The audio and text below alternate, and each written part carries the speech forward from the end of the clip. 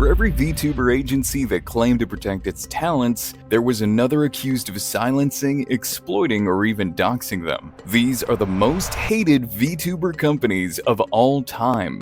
Let's start with VShojo. VShojo was supposed to be the future of Western VTubing. Instead, it became the company accused of stealing $500,000 in charity funds. But to understand how, we need to rewind to 2020. Unlike the stricter Japanese agencies, VShojo let their talents actually keep their IPs, their models, and most importantly, their freedom. Fans praised it as the alternative to the corporate machine, and for a while it worked. Names like Pocket Melody, Nyanners, and Ironmouse blew up under the VShojo banner. It really looked like the company was going to be the most talent-friendly agency in VTubing. What people didn't see was a much darker reality. Fast forward to 2024, and VShojo was being accused of something unforgivable, allegedly stealing $500,000 in charity funds. That was only the beginning of their downfall. The face of the company, Ironmouse, was the one who exposed it. Is owed over $500,000 from VShojo. If their biggest star couldn't even trust VShojo with charity money, how would anyone else? That wasn't the only problem. Former VTubers and insiders began speaking out, revealing a pattern of broken promises, mistreatment, and bad management. Even basic security was a mess. There were impersonation scams, doxing cases, and even swatting incidents that VShojo completely failed to handle. And in one of the most embarrassing screw-ups, they didn't even bother securing obvious domains like vshojo.org, leaving their own talents exposed to harassment. At this point, the company's shiny reputation started collapsing. Nyanners and Silvervale walked away, and fans quickly realized the company's "we care about talent" image was bullshit. Mismanagement, ignored threats, and empty promises piled up, and the community turned on them fast. What followed was brutal.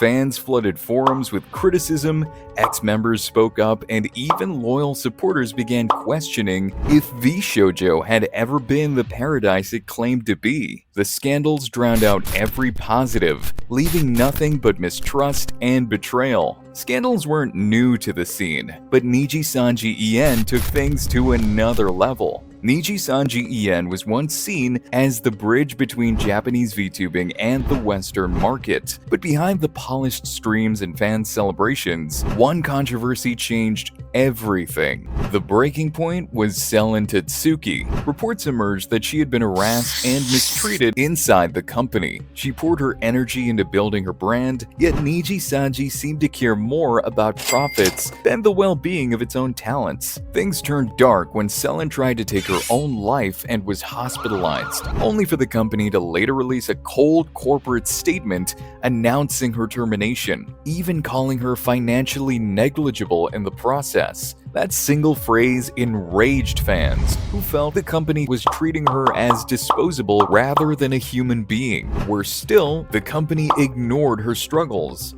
Selen had carried the EN branch on her back, putting in more work than management itself, but instead of being supported, she was punished.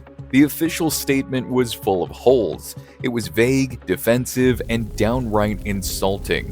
Fans immediately called it out as heartless corporate PR designed to protect profits instead of people. Public outrage exploded. The community, once loyal to Nijisanji EN, now saw them as cold, ruthless, and exploitative. Trust collapsed overnight, and one of their biggest EN stars being treated this way made the betrayal bleed even deeper. But out of the shits, Selen found freedom, rebranding as Dokibird. I am back now. I am back. It is I, Doki. She returned as an independent VTuber, supported by an even stronger fanbase that rallied around her. Her comeback proved that Nijisanji EN could strip her of a contract, but not her community. What was supposed to be a major Western expansion turned into one of the darkest chapters in VTuber history. Instead of uplifting talent, Nijisanji EN ended up exposing itself as one of the most heartless VTuber agencies, and fans are not likely to forgive them anytime soon. If a top agency could treat one of its biggest talents like that, What do you think happens at a smaller company that literally doxed its own talent and even issued legal threats? WACTOR, also known as 910 Inc., started as a rising agency with global ambitions, but behind the scenes, the company was running on secrecy, intimidation, and outright abuse. In 2022, WACTOR crossed a line that no agency should ever cross. They doxed their own talent, Shino Laila, by publicly revealing her real name and private accounts. Fans were outraged. But it did not stop there. Management announced they were suing her, only for no lawsuit to ever be filed, leaving Laila in legal limbo. Karari Rose faced a similar fate. She was suddenly suspended, then hit with a lawsuit despite no clear contract violations, and it became a pattern. Mass retirement swept through the company, with more than half of its roster vanishing under suspicious health or contract reasons. Contracts reveal just how restrictive things were. Clauses allowed WACTOR to report talents to the government, with penalties reaching up to 5 million yen. On top of that, many contracts were in broken English, making it nearly impossible for international talents to fully understand what they were signing. Silence was another tactic.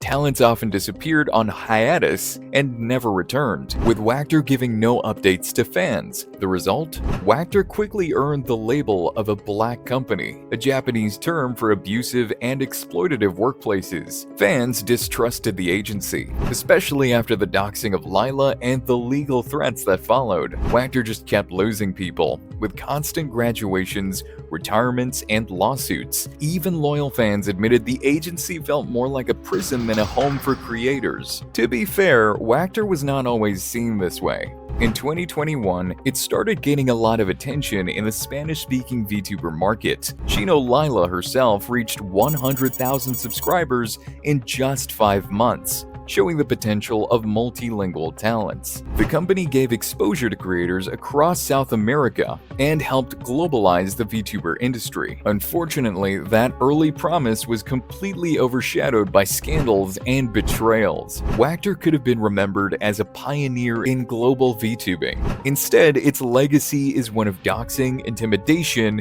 and destroyed trust. For many fans, it will always remain the shadiest VTuber agency to ever exist. But if Betrayal was supposed to end a career, how did one company survive after replacing the entire team of voice actors without warning, only to rebrand as Brave Group and keep growing? Brave Group used to look like another mid-tier agency, totally overshadowed by giants like Hololive and Nijisanji. With scandals stacking up, people thought they were toast. But instead of disappearing, they pulled a comeback that caught everyone off guard. Back when Brave Group was still called Unlimited, they ran the Game Club project. At first, it seemed like a fresh idea, but behind the scenes, a disaster. Voice actors said they were treated badly, and the company swapped the cast without warning. Fans felt straight up betrayed, and the backlash almost killed the whole thing. Fast forward to 2024, and Brave dropped the ball again. Thanks to a sloppy setup on Google Forms, private info from people auditioning names, birthdays, countries, socials could have leaked. The company had to issue a big apology and promise to handle data better. On Reddit and other spots, fans dragged Brave for being unreliable. Retirements, sudden exits, weird management choices. People said it felt like the same old problems in a new wrapper. Others argued Brave was just growing too fast to keep things stable. Still, Brave didn't fold. Instead, they doubled down.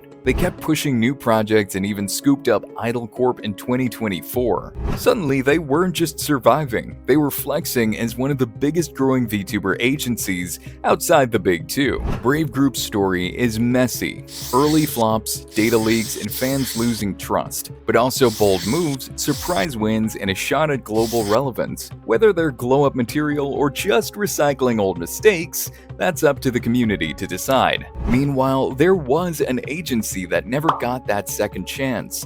They were ambitious, but instantly fell apart because of bad management and reckless decisions. V Reverie was a Singapore-based VTuber company that seemed to offer something fresh. Sleek branding, international ambitions, and a lineup of promising talents gave fans hope for a new kind of company. But by the end of 2024, everything collapsed in a way that shocked both the talents and their supporters. Behind the pretty font, insiders said it was super sus. Management kept messing stuff up and acted like nothing was wrong. Contracts were another major red flag. The NDAs and agreements were written so vaguely that even lawyers mocked their credibility. This left talents confused about their rights and protections under the company. Support was lacking across the board. Talents carried much of the company's growth by themselves, while leadership failed to provide real guidance or stability. Culture clash also played a role, with management based in Singapore, but talents mostly Western. Expectations between staff and creators often clashed, leading to miscommunication and tension. The final blow came in December 2024. The agency announced its shutdown with little transparency, leaving both fans and talents scrambling to figure out what went wrong.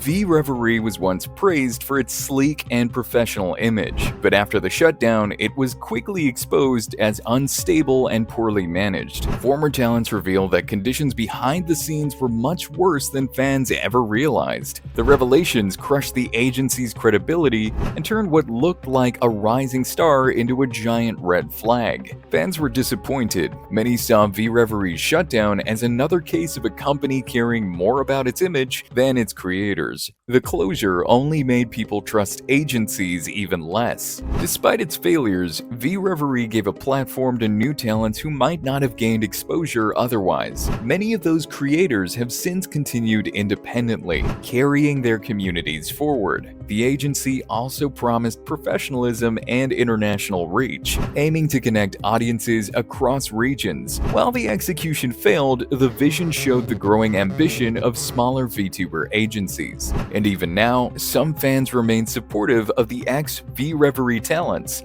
proving that while companies may fail, the creators and their communities don't just disappear. But that doesn't mean every fan community is free from toxicity.